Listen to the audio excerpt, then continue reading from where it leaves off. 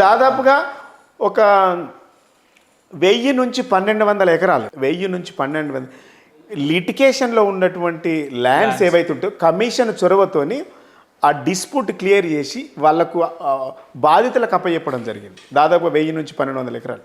మీరు నమ్మరు. ఓకే. అంటే ప్రభుత్వము చొరవ తీసుకొని కమిషన్ చొరవ తీసుకొని డిస్ప్యూట్ ల్యాండ్స్ కబ్జా ల్యాండ్స్ ఏవైతే ఉన్నాయో ఈ బాధితులకు ఇప్పించడం ఆ గొప్ప అనుభూతి. నాకు అప్పుడప్పుడు చాలా సందర్భాల్లో పోయినప్పుడు నన్ను అడుగుతుంటారు, అన్న నీ వల్ల మాకు మా ల్యాండ్ మాకు వచ్చింది, మీ వల్ల మాకు సాయం పొందినాం. ఇంకో విషయము, ఒక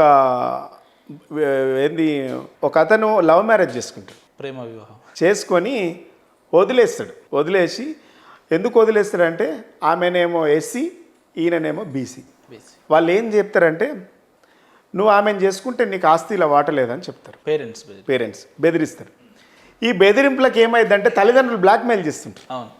బ్లాక్మెయిల్ చేస్తుంటే ఆ బ్లాక్మెయిల్కు భయపడి ఆమెకి చెప్పకుండా ఒక ఉత్తరం రాసి నువ్వంటే నాకు చాలా ఇష్టం, నేను విడిచిపెట్టుకోవడం నాకు అది లేదు, కానీ మా పేరెంట్స్ ప్రెజర్ వల్ల నేను నిన్ను వదిలేసిపోతున్నా, నన్ను క్షమించు అని ఒక ఉత్తరం రాసి ఆ ఉత్తరం పైన జేబులో పెట్టి పారిపోతాడు. అయ్యో. పారిపోతే వెతుకుతారు తిరుగుతారు, అడ్రస్ దొరకదు. అడ్రస్ దొరికినా కూడా వీళ్ళు ఈమెను బెదిరించే పరిస్థితికి వెళ్ళిపోతారు. అట్లా ఇట్లా తెలుసుకొని కమిషన్కి వచ్చిండ్రు. కమిషన్కి వస్తే ఒక అడ్రస్ చూసి ఆ లెటర్ చూసి కంప్లైంట్ ఇస్తే తీసుకొని ఆమెను పిలిపించిన. ఏమైందమ్మంటే, సార్ నేను నా క్యాస్ట్ ఇది, ఆయన క్యాస్ట్ అది, మేమిద్దరం ఇష్టపడ్డాం, కానీ తల్లిదండ్రులకు వాళ్ళకి ఇష్టం లేదు, నా లైఫ్ స్పాయిల్ అవుతుంది, నాకు న్యాయం చేయండి అనేసి ఆమె అప్పీల్ చేసుకున్నప్పుడు నేను ఏసీపీకి డీసీపీకి ఫోన్ చేసి ఈ కేసు మీద ఆయన ఎక్కడున్నాడో తెలుసుకొని డెఫినెట్గా దీని మీద యాక్షన్ తీసుకోవాలి నేను వాళ్ళకి ఆదేశం మీ వే ఆఫ్ స్టైల్లో మీరు చెప్పిన ఒక 2 నెలలు 3 నెలల తర్వాత పట్టుకున్నారు. పట్టుకొని వస్తే ఏం చేయాలి సార్ అని అడిగింది. వాళ్ళిద్దరిని కలిపి, ఎందుకంటే ఆమెకు జీవితం ఇస్తామని చెప్పిండు. ఇలా మీరు కులాంతర వివాహానికి వ్యతిరేకంగా వాళ్ళ తల్లిదండ్రులకు భయపడిపోతే ఆ అమ్మాయి జీవితం ఆగమవుతుంది, అది కమిషన్ దృష్టిలో నేరం అవుతుంది, దాని మీద యాక్షన్ తీసుకోవాల్సి వస్తుంది, పద్ధతిగా ఆయనకు చెప్పండి, అంత దూరం పోకముందే చెప్పండి అని చెప్పిన తర్వాత ఆయన కూడా వచ్చిండు. వాళ్ళు పోలీసులు పోయి పాపం వాళ్ళకు కౌన్సిలింగ్ ఇచ్చిండ్రు. తర్వాత కలిసి ఒకరోజు అది పని జరిగిపోయింది. ఒకరోజు అంబేద్కర్ జయంతి రోజు నేను అంబేద్కర్ విగ్రహానికి బషీర్బాగ్ చివరస దగ్గర నివాళులు అర్పించడానికి వెళ్ళిన. వెళ్తే వాళ్ళిద్దరు భార్య భర్తలు ఇద్దరు కలిసి వచ్చి నివాళులు అర్పిస్తుండ్రు. ఇది గ్రేట్ అసలు. ఇద్దరు కలిసి అంబేద్కర్ గారికి పువ్వులు వేస్తుండ్రు. పువ్వులు వేస్తుంటే నేను వచ్చిందని తెలిసి ఇద్దరు భార్య భర్తలు వచ్చి ఇద్దరు చేతులు జోడించి నమస్కరించి, సార్ మీ ఇద్దరు మీ పుణ్యమాని విడిపోయినటువంటి వాళ్ళం మేము కలిసినాం, ఇది మీ వాళ్ళనే కలిసినాం, మేము మీకు ఆఫీస్కి వచ్చి మీకు ధన్యవాదాలు అంతకంటే గొప్ప అంశం అది నాకు జీవితంలో ఒక గొప్ప అవకాశం, ఎంత పెద్ద ఆపర్చునిటీ ఇచ్చిన వాళ్ళకనే అదొకటి. హైదరాబాద్ సిటీలో ఇంకొక సంఘటన, ఇంత పెద్ద సిటీలో ఒక బాండెడ్ లేబర్ కింద కరీంనగర్ జిల్లాకు సంబంధించినటువంటి అమ్మాయి వాళ్ళ తల్లిదండ్రులు ఇక్కడ ముషిరాబాద్ దగ్గర ఒక కుటుంబంలో ఇంట్లో పని కుదురుతారు. 30 సంవత్సరాలు వాళ్ళ తల్లిదండ్రులు వచ్చినప్పుడు వీళ్ళు 10 సంవత్సరాలు ఉంటారు. క్రమక్రమంగా వాళ్ళ అమ్మ చచ్చిపోతుంది, కాలక్రమేణా వాళ్ళ నాన్న చచ్చిపోతాడు. ఉన్నటువంటి ఇద్దరు అన్నదమ్ములు, ఒక ఆయన బయటకు వెళ్తాడు, ఇంకో ఆయనేమో కొంచెం తిరుగుడు అలవాటు పడి ఆయన ఒక దగ్గర ఉంటాడు. వాళ్ళ సొంతం చెల్లె మాత్రం మిగిలిపోతుంది. వాళ్ళ చెల్లె వాళ్ళ దగ్గర మిలిగిపోయి వాళ్ళ అన్న పాపము చాలా రోజుల నుంచి తిరుగుతూ ఉంటాడు. మా చెల్లెను విముక్తి చేయండి, వయసు వచ్చింది, పెళ్లి చేయాలి, 28-30 సంవత్సరాలు మా చెల్లెకి పెళ్లి చేయాలంటే ఆ అన్నను కలవనియరు. అది మన గవర్నమెంట్లోకి వచ్చిన తర్వాత నాయన నరసింహారెడ్డి గారు హోమ్ మినిస్టర్గా ఉన్నప్పుడు కంప్లైంట్ నా దగ్గరకు వస్తే, వీళ్ళు నన్ను కలవనీకి వస్తే, నాకు తెలిసిన వాళ్ళే కలవనీకి వస్తే ఆయనను తీసుకొని వాళ్ళ ఫ్యామిలీ మెంబర్ తీసుకొని హోమ్ మినిస్టర్ గారు మినిస్టర్ క్వార్టర్స్కి వెళ్ళినాం.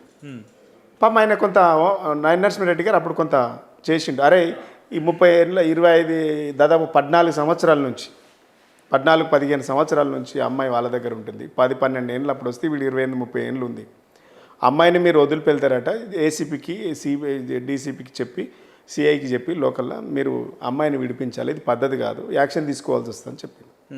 ఆ 1-2 రోజులు చేసిండు. వాడు ఇంకా కొంచెం ఎక్స్ట్రీమ్గా పోయి వీళ్ళ మీద కేసులు పెట్టించిండు. ఓకే. అమ్మాయితోని ఆ అమ్మాయి వాళ్ళకు వ్యతిరేకంగా స్టేట్మెంట్ ఇప్పించి కంప్లైంట్ ఇప్పించిండు. అది ఆగిపోయింది. అది నా మనసులో పడ్డదరే ఇంత ప్రయత్నం చేస్తే కాకపోయింది. తర్వాత ఒక 6 నెలలు ఏడాది తర్వాత నేనే కమిషన్ చైర్మన్ అయినా. కమిషన్ చైర్మన్ అయినాక ఫస్ట్ ఆ కంప్లైంట్ నేనే సుమోటోగా తీసుకున్నా. ఓకే. సుమోటోగా తీసుకున్నాను నేను. ఆ పిల్లగాన్ని పిలిపించుకొని మళ్ళీ కంప్లైంట్ తీసుకొని సుమోటోగా పిలిపించుకొని సుమోటోగా తీసుకొని దాని మీద పూర్తిగా ఎంక్వైరీ చేసి నాకు ఈ అమ్మాయి బాండెడ్ లేబర్ అమ్మాయి ఎవరెవరైతే ఉంటారో వాళ్ళ మీద యాక్షన్ తీసుకుంటాను నేను. లేబర్ యాక్ట్ ప్రకారం labour commissioner, city commissioner, ACP అందరికీ ఇది క్రమంగా ఎట్లయితే జరిగిందో ఈ అమ్మాయిని ఖచ్చితంగా వాళ్ళ ఫ్యామిలీకి అప్పచెప్పాలి. బాండెడ్ లేబర్ అనేది కమిషన్ దృష్టిలో చాలా నేరమైంది.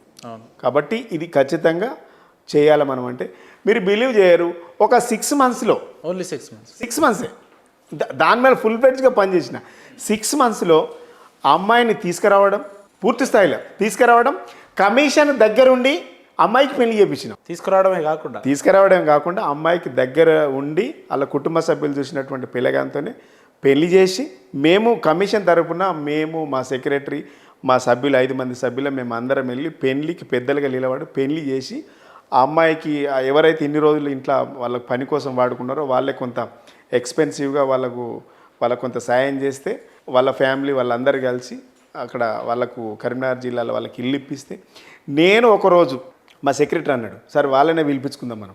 ఆ ఫ్యామిలీ అమ్మాయిని అబ్బాయిని వాళ్ళ ఫ్యామిలీ మెంబర్స్ని మమ్మల్ని మా కమిషన్ ఆఫీస్ పిలుచుకొని బట్టలు పెట్టి పెళ్లి పిల్లని ఇద్దరు పెళ్ళి అయిన తర్వాత పిలిచి బట్టలు పెట్టి వాళ్ళకు పూర్తి స్థాయిలో ఇది కమిషన్ ద్వారా ఈ బాండెడ్ లేబర్ నుంచి విముక్తి జరిగిందని ఒక స్టేట్మెంట్ రావడం వల్ల ఫ్యామిలీ 15 సంవత్సరాల నుంచి ఏడుస్తూ ఉన్నారు.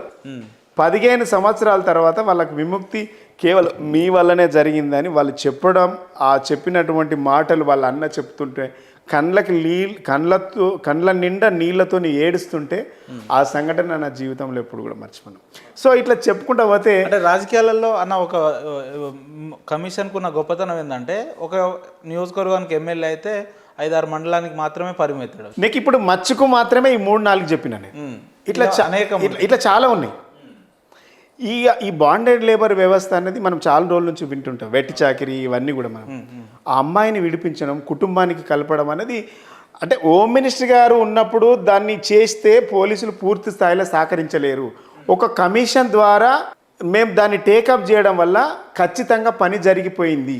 6 నెలల్లో సంవత్సరంన్నర తిరిగితే పని జరగలేదు.